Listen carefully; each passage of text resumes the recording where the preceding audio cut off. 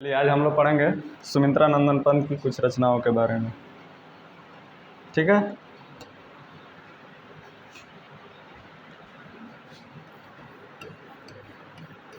सुमित्रा नंदन Pant.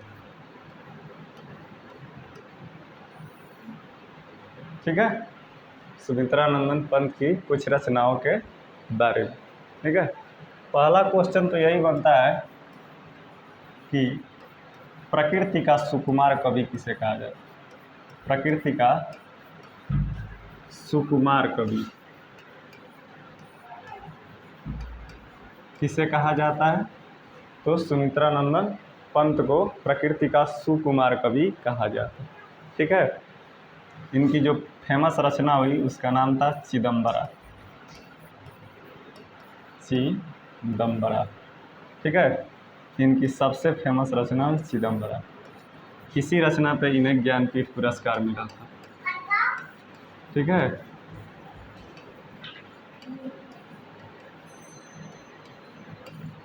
Question बना था ठीक कि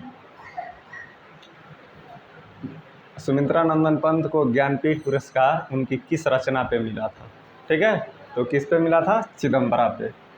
दूसरी इनकी रचना है ग्राम्या। ठीक है। ग्राम्या। उसके बाद एक और इनकी रचना है जिसका नाम है बीड़ा। इसे पहली काव्य रचना माना जाता है बीड़ा। ठीक है। उसके बाद इनकी रचना है युग वाणी। ठीक। उसके बाद है एक रचना युगपत।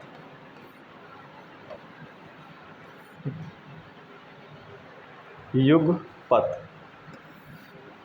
ठीक है। चिदंबरा हो गया, ग्राम्या हो गया, बीड़ा हो गया, युगवाणी हो गया, युगपत हो गया, युगांतर हो गया, युगांतर हो गया। उसके बाद पल्लव। पल्लव। ठीक है। युगांतर और पल्लव। देखिए पल्लव और चिदंबरा सबसे ज़्यादा क्वेश्चन बना है इन्हीं दोनों से। ठीक है। उसके बाद है लोकायतन। ठीक है। लोकायतन पे इन्हें नेहरू शांति पुरस्कार मिला।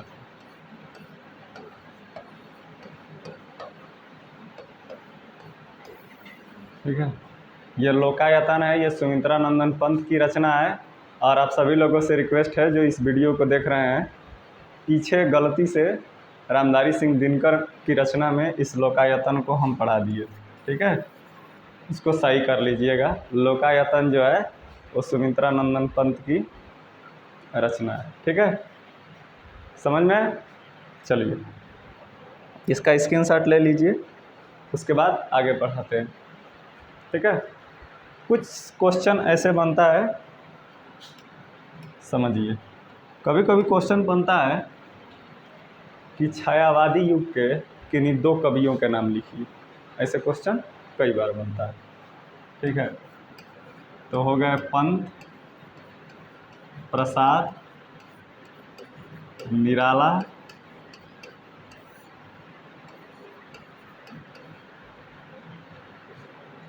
और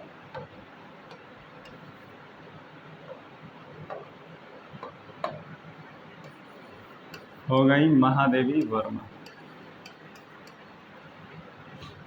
किस युग की कवि हैं ये? छायावादी युग के।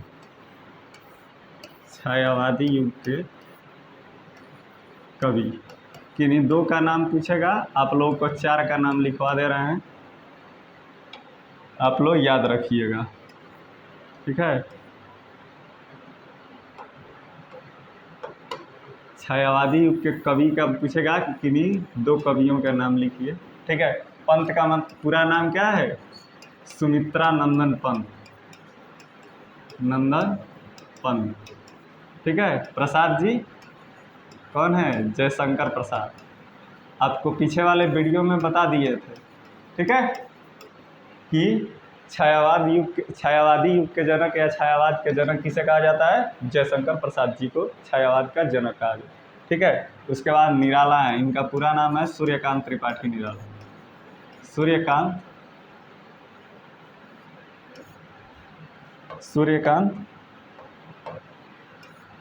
त्रिपाठी निराला। सूर्यकांत त्रिपाठी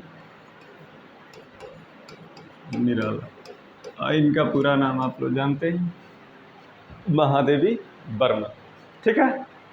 यहाँ से क्वेश्चन जो बनता है यही पूछेगा कि प्रकृति का सुकुमार कवि किसे कहा जाता है? सुमित्रानंदन पंत को।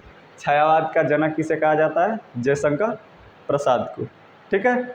उसके बाद पूछेगा, हाँ, ये इनकी थोड़ी रचना के बारे में लिख लीजिए, सूर्यकांत त्रिपाठी की रचना के बारे में, ठीक है। सूर्यकांत त्रिपाठी की एक रचना है परिमल। क्या नाम है इसका? परिमल, ठीक। एक और इनकी रचना है कुकुरमुत्ता। नाम सुने? इसकी सब्जी बनती है, बायोलॉजी में इसे पढ़ाएंगे हम, इंग्लिश में कहते हैं मशरूम, ठीक है। मशरूम की सब्जी बनाई जाती है, ठीक है। इसमें प्रोटीनेशियस पार्ट ज़्यादा होता है। इसका फिगर कैसे होता है? कैसे छाते जैसे होता है, ठीक है। बायोलॉजी के स्टूडेंट बड़ा बढ़िया समझते हैं, ठीक है। ऐसे लगभग संरचना इसकी रहती है, ठीक है। इसकी सब्जी बनती है ऐसे ऐसे दाना में। ये क्या है? मशरूम, ठीक है।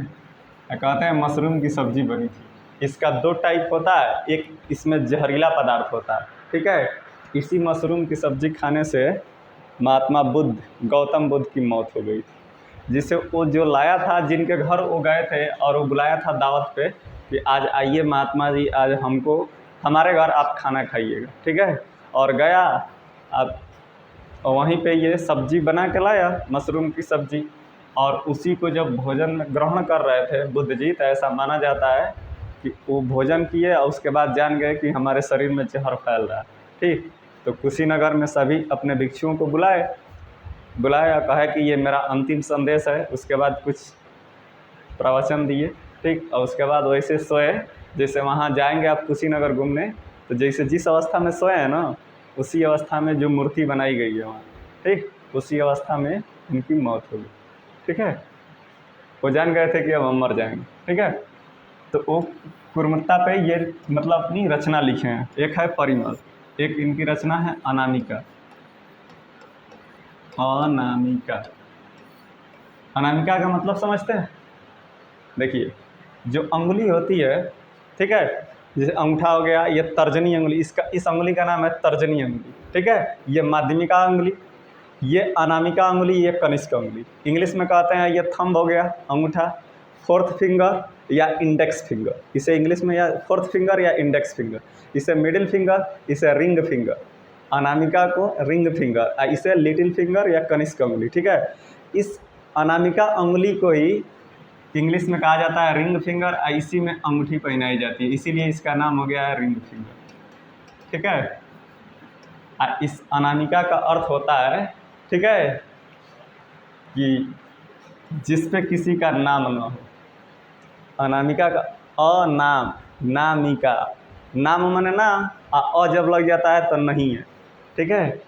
तो वो शादी माने सगाई वगाई होती है लड़कियों की, तो इसी अंगुली में अंगूठी इसलिए पहनाई जाती है कि आज के पहले आपका किसी का नाम आपके साथ नहीं था, आज से मेरे नाम की अंगूठी, माने मेरा नाम आपसे जुड़ रहा है, दैट इज कॉल्ड अनामिका।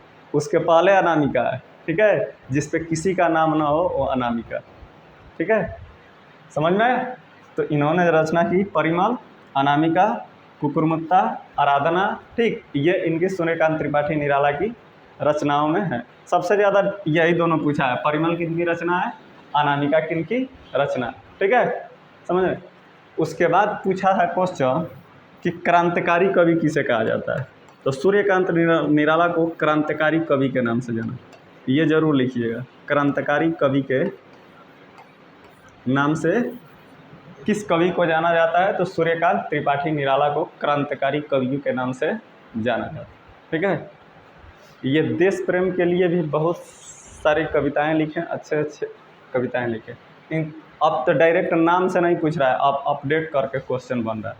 ठीक है, पूछता है कि क्रांतिकारी कवि किसे कहा जाता है। अब सोचिए किसे कहा जाता है, तो ये क्वेश्चन थोड़े ना है, पर घुमा घुमा के पूछ रहा है। जो आपके सिलेबस में बच्चे याद अधिकतर यही करते हैं कि हाँ इनकी रचना ये है, तो किसने रचना की।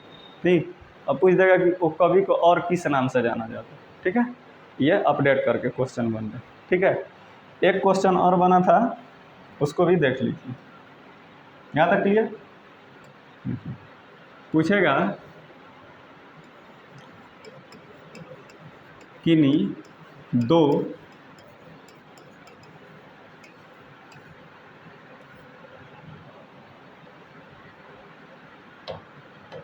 राष्ट्र कवि, किन्हीं दो राष्ट्र कवि का नाम बताइए। मैंने किन दो कवियों को राष्ट्र कवि या किन्हीं दो राष्ट्र कवि का नाम लिखिए। ठीक है, ये कई बार क्वेश्चन बना है। ठीक है, तो दो राष्ट्र कवि, जिस राष्ट्र कवि की उपाधि दी गई, पहले थे मैथिली शरण गुप्त। कौन थे? मैथिली शरण गुप्त। और दूसरे हुए रामधारी सिंह दिनकर। रामधारी सिंह दिनकर। छोटे क्लास में आप पढ़े होंगे, रामधारी सिंह दिनकर की एक कविता है, पर्वत कहता शीश उठाकर तुम भी ऊंचे बन जाओ, सागर कहता है लहरा को मन में गा रही लो। ठीक है, उसका लास्ट लाइन हमको बड़ा गजब का लगता है। पृथ्वी कहती धैर्य न छोड़ो, चाहे सिर पर हो कितना बार। ठीक है, नभ कहता है फैलो इतना ढक लो तुम सारा संसार। ठीक है, मैंने ज़िंदगी में चाहे जितनी भी मुसीबत आए, धैर्य मत छोड़ो, लगे रहो, आज नहीं तो कल तो सफल होना ही है। ठीक है, तो वही वो शिक्षा दे रहा है कि पृथ्वी पूरे भार को लेकर चल रही है। इस पर लोग कारखाना बनाते हैं, इतनी इतनी बड़ी बिल्डिंग बनाते हैं, इतने अंदर तक खुदाई करते हैं, टावर बनाते हैं, फिर भी ये सह लेती है। कुछ आप लोग भी ऐसा सहिए ताकि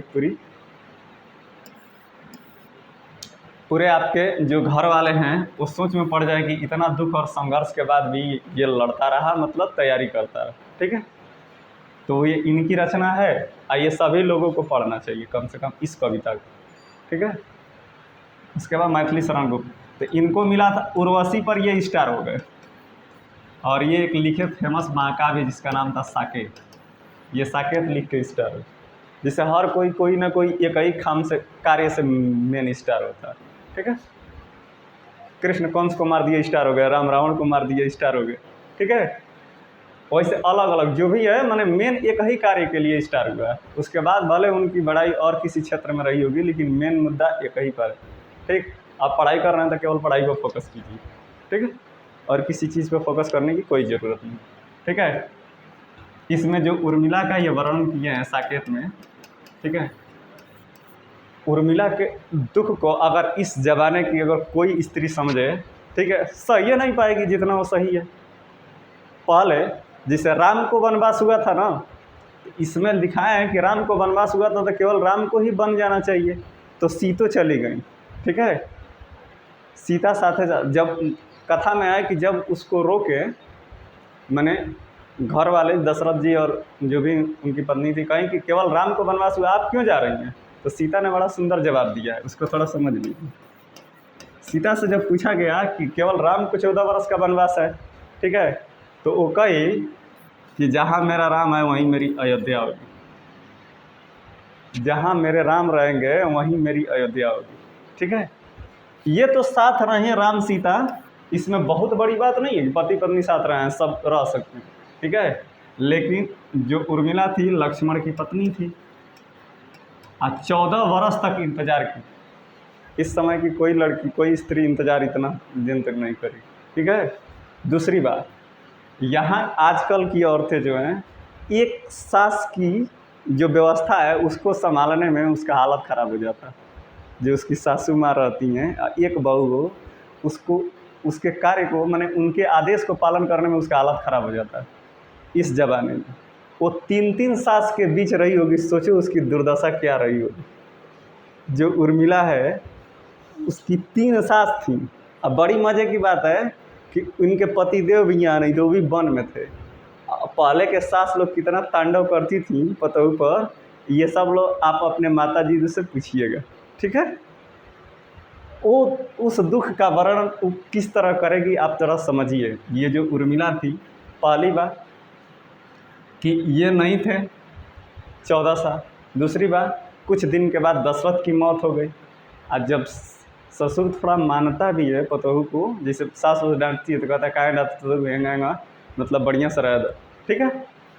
अब देखिए जब दशरथ जी भी मर गए तो तीनों लोग, और तीनों सास के बीच एक बहू रही होगी, वो भी उस जमाने में।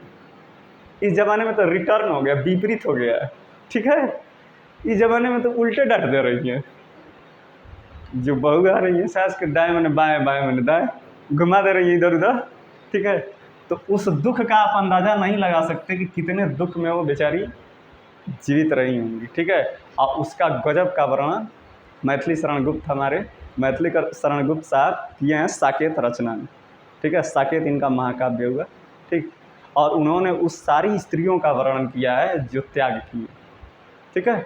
आज तक कोई कवि का ध्यान उस पर नहीं गया होगा कि जो स्त्री त्याग की हो। राम सीता का वर्णन सभी लोग, बहुत सारे लेखक किए, ठीक है। राम जी देवी हैं, ये अवतार हैं, काली जी का, लक्ष्मी जी के, दुर्गा जी के, सरस्वती जी के, सारे अवतार का वर्णन कर दिए कि सीता में था।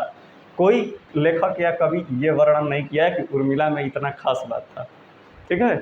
त्याग करना महिलाओं के लिए बहुत खास बात। ये पहली थी उर्मिला, और एक और स्त्री हुई जिसका नाम था यशोधरा। यशोधरा पर भी मैथिली शरण गुप्त गजब का लिखे हैं। पूछेगा यशोधरा किनकी रचना है, तो मैथिली शरण गुप्त की, ये पीछे वाले वीडियो में बता चुके हैं, ठीक है। और यशोधरा का भी वैसा ही त्याग दिखाया गया, ठीक है, कि जब बुद्ध गए तो यशोधरा को छोड़ के गए, ठीक है। और यशोधरा इंतज़ार करती रही कि अब आएंगे, आए बहुत दिनों बाद आए, लेकिन उसमें भी वो दुख प्रकट की है यशोधरा, ठीक है। बहुत ही ज़्यादा दुख प्रकट की। उसमें कही है कि इतना भी विश्वास नहीं था मैंने बुद्ध को कि वो हमसे कह के जाते, अगर कह के जाते तो हम उन्हें रोक लेते। अपने सखी से दुख प्रकट कर रही है, सखी वे मुझसे कह कर जाते, ठीक है। तो वो कही कि अच्छा तो बोलना चाहिए, उनसे कहना चाहिए। तो वो कही कि इतना भी उनको विश्वास नहीं था। आजकल भी वैसे ही है, अधिकतर पति पत्नियों पर विश्वास नहीं करते, सब शक करते, ठीक है। हिंदुस्तान में उस हस्बैंड को खोजना बड़ा मुश्किल है जो अपनी वाइफ पे शक न करता, हस्बैंड, ठीक है।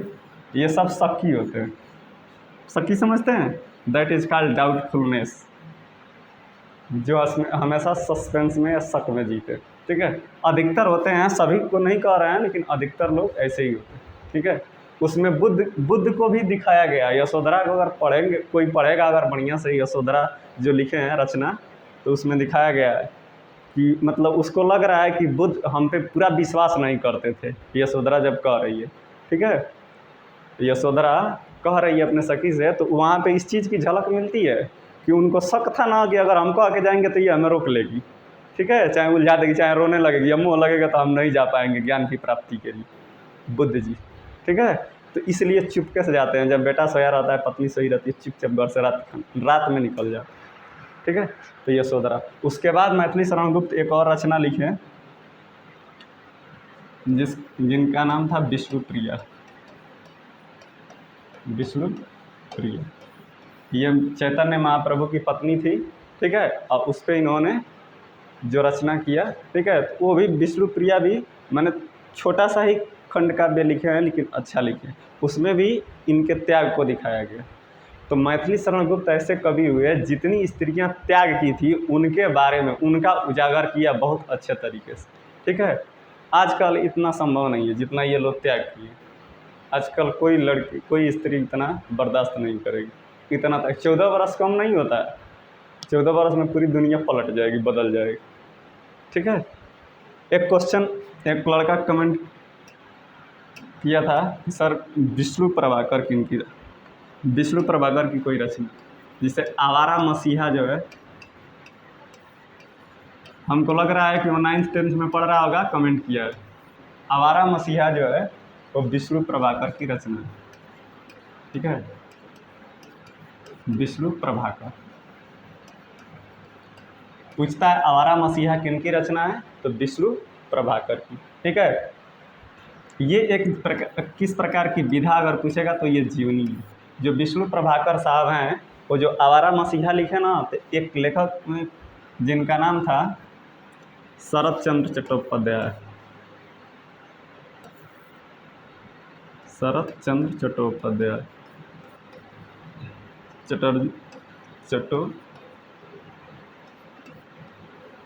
उपाध्याय, इन्हीं के बारे में वर्णन किया। ठीक है, समझ रहे हैं? तो केवल यही आप लोगों से क्वेश्चन पूछता है कि आवारा मसीहा किनकी रचना है, तो विष्णु प्रभाकर की रचना है। ठीक, एक क्वेश्चन पूछा है लड़का कमेंट बॉक्स में कि बाणभट्ट की आत्मकथा, बाणभट्ट की आत्मकथा, आत्मकथा किनकी रचना है? तो बाणभट्ट की आत्मकथा जो है आचार्य हजारी प्रसाद द्विवेदी जी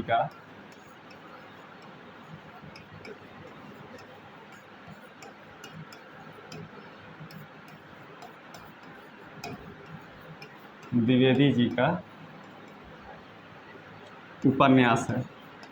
विधा भी याद रखते जाइएगा, क्योंकि पूछ देगा कि ये बाणभट्ट की आत्मकथा किस प्रकार की विधा है, तो ये उपन्यास है। सबसे फेमस उपन्यास रहा है इनका आचार्य हजारी प्रसाद द्विवेदी जी का। ठीक है, बाणभट्ट की आत्मकथा। ठीक, कभी कभी क्वेश्चन पूछ देता है कि द्विवेदी युग के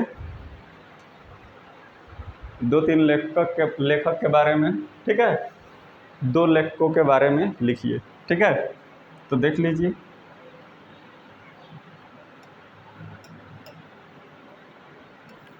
द्विवेदी युग के लेखक, द्विवेदी युग के 2 लेखक फेमस हैं।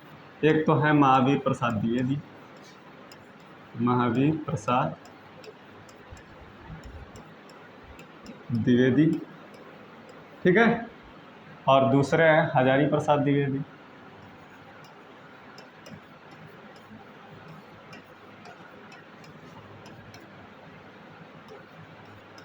द्विवेदी, ठीक है, द्विवेदी युग के 2 लेखकों के बारे में अगर पूछेगा कि द्विवेदी युग के 2 लेखक का नाम लिखिए, बताइए। ठीक है, तो ये हो गया अच्छा हजारी प्रसाद द्विवेदी और महावीर प्रसाद द्विवेदी। ठीक है, पूछता है क्वेश्चन कि द्विवेदी युग किस लेखक के नाम पे पड़ा या किसके नाम पे पड़ा था, तो महावीर प्रसाद द्विवेदी के नाम पर, महावीर प्रसाद द्विवेदी के नाम पर द्विवेदी युग का नामकरण किया गया। समझ में आ रहा है? महावीर प्रसाद द्विवेदी के नाम पर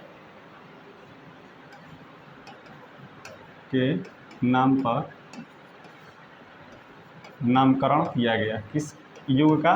तो द्विवेदी युग। ठीक है, द्विवेदी युग का नामकरण किसके नाम पर किया गया था? तो महावीर प्रसाद द्विवेदी के नाम पर द्विवेदी युग का नामकरण किया गया। ठीक है, यहाँ तक क्लियर?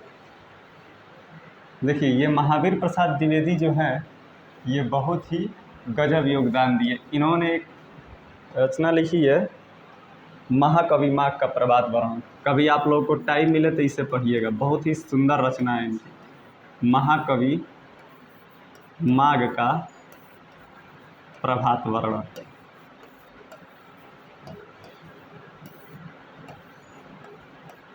महाकवि माघ का प्रभात वर्णन, बहुत ही फेमस इनकी कृति है, महाकवि माघ का प्रभात वर्णन। ठीक है, समझ में आ रहा है? इसके बारे में पढ़ेंगे तो उसमें ये लिखे हैं कि सबका समय आता है। जैसे उदाहरण से समझ लीजिए, महावीर प्रसाद द्विवेदी, इसमें जो इसका सार तत्व है उसमें क्या कहें हैं कि जैसे जैसे सूर्य अस्त होता है, ठीक है, तो सूर्यास्त होते समय जो ये चिड़िया हैं, सामान्य चिड़िया हैं, उनके लिए दुखद घटना होती है कि उनके आँखों से दिखाई नहीं देता। ठीक है, लेकिन उसके लिए बड़ा सुनहरा पल होता है जिसको अंधेरा होते ही दिखाई देना पसंद करता है। जैसे पक्षी में चमगादड़ हो गई, उल्लू हो गया, वो बड़ा प्रसन्न रहता है कि अरे वाह, अब हमारा टाइम आता है। ठीक है, दूसरी बात, जैसे ही सूर्यास्त हो जाता है, ठीक है, तब चंद्रमा प्रफुल्लित होता है कि अब हमारी बारी आ गई। ठीक, जैसे ही सूर्योदय होता है तो कमल खिलता है, खुश होता है कि अरे वाह अब हमारा टाइम आया, अब हम खिलेंगे। सारे पेड़ पौधे पशु पक्षी जाग जाते हैं, अरे वाह अब हमारा टाइम। उसमें ये दिखाए हैं कि कोई भी प्रकृति की कोई भी घटना, कोई मतलब कोई घटना एक के लिए शुभ हो जाती है, माने एक के लिए वरदान हो जाती है और दूसरे के लिए अभिशाप बन जाती है। प्रकृति का एक ही घटना, ठीक है, किसी के लिए वरदान और किसी के लिए अभिशाप माने श्राप बन जाती है, अभिशाप हो जाती है, ठीक है। इस महाकवि माँ के प्रभात वर्णन का निष्कर्ष यही कर, ठीक है, कि कोई हर किसी का टाइम आता है, ठीक है। नहीं कहावत में बोलते हैं अरे कुत्ते का भी समय आता है, ठीक है। तो उसमें इस चीज़ में दिखाया है, महाकवि माँ के प्रभात वर्णन में दिखाया है, ठीक है, कि एक प्रकृति की एक ही घटना किसी के लिए अच्छा होता है और किसी के लिए दुखद हो जाता है, ठीक है। यहाँ तक समझ में आए? चलिए, और एक क्वेश्चन था, कोई कमेंट किया था कि सर जी बता दीजिए चिंतामणि, चिंतामणि का नाम सुने? चिंतामणि रामचंद्र शुक्ल का, रामचंद्र शुक्ल जी की रचना है। इनका नाम सुने होंगे। चिंतामणि सबसे फेमस रचना है रामचंद्र शुक्ल की, और इन्हीं के नाम पे शुक्ल युग का नाम पड़ा था। पूछेगा शुक्ल युग का नाम किस लेखक के नाम पे पड़ा था, तो रामचंद्र शुक्ल के नाम पर शुक्ल युग का नाम, जैसे महावीर प्रसाद द्विवेदी के नाम पर द्विवेदी युग चला था, उसी तरह शुक्ल युग रामचंद्र शुक्ल के नाम पर दिया गया। चिंतामणि किनकी रचना है? रामचंद्र शुक्ल की फेमस रचना, ठीक है, चिंतामणि। नोट में करके याद रखिएगा, ठीक है, नोट में याद रखिएगा, जो रामचंद्र शुक्ल साहब हैं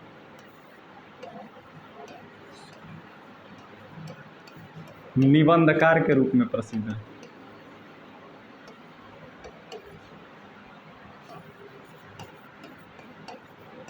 रूप में प्रसिद्ध है। हिंदी साहित्य में इनके जैसा निबंध लिखने वाला कोई नहीं होगा। निबंध तो बहुत सारे लेखक लिखे हैं, लेकिन ये सबसे शानदार निबंध लिखे।